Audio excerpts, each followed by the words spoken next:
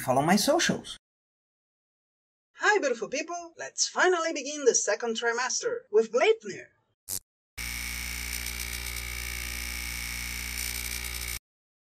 Action anime with superpowers. Light spoilers! The designs are not overly detailed, but they are well done. The execution is pretty fluid in an interesting way. It's that kind of feeling of this movement is exaggerated, but it's for the feel. In the very least, I can say they made me interested in the mystery. Not to the point of saying I have to see this, but to the point of thinking that seeing this would be fun. There's a bit of cheesiness that for me it's a good sign, because nowadays a lot of stories try to run away from it, and that ruins a lot of stories. Putting that aside, we have the worries we always have with this kind of story. Not because there's fan service moments that don't break anything, but because there is a shock moment just to say this is a more mature story, which kinda says it isn't. But in general, it seems like it's going to be a fun story, trying to be Mirai Nikki, but not as serious. But let the rocks roll.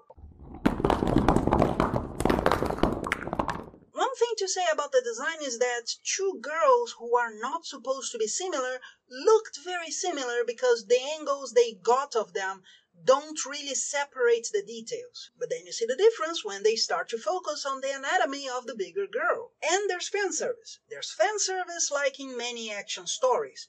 We're going to do fun stuff and the naked girl is fun. It's not even close to exploiting the character in my opinion because it seems to be her characterization. She doesn't care about anything. Which, in my humble opinion, works because the one thing she cares about, she gives a lot more importance to. On the other hand, when you see the second girl who is part of the story, she flashes her panties because she flashes her panties. So yeah, it's not like they are immune from that. The one thing that confuses me is that the design of the monster is that of a stuffed animal, but they clearly wanted to make a joke out of his reveal. He's a monster, but he's actually a stuffed animal. So it really doesn't work.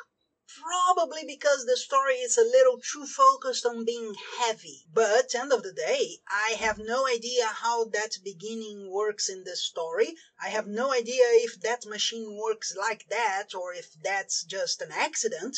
So the mystery works. And the way it was presented as an action story, it feels like it's going to be fun to find out what's going on while you have fun with the fights. That being said, I was worried about how he was thrown at the wall, because it was kind of slow. There are so many anime out there that are going to show you a big fight, and every movement is slow and you cannot get invested. So yeah, that's my only worry. Oh, and he looks like he's wearing that dog head Jerry had.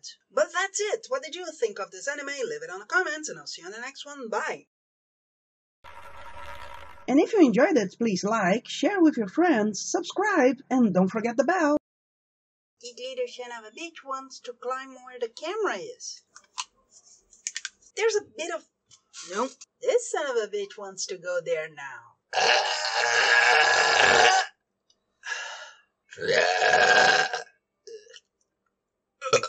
Rick, burp, burp, Rick.